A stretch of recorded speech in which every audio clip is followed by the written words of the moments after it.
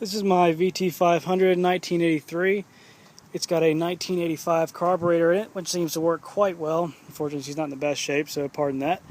But basically, when I start it, I think the starter clutch is blown. I'm going to try to get the sound, and maybe one of you guys can help me out. So here we go.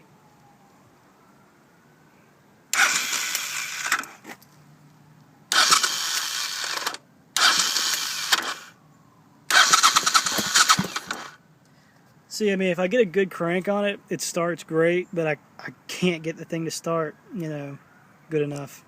Here we go again.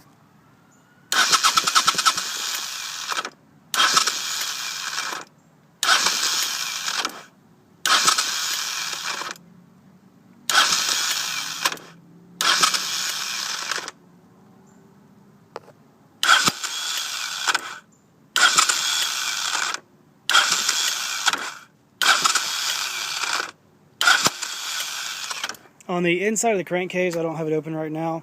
The starter motor gears are great. They're fine. So it grabs, the clutch will grab.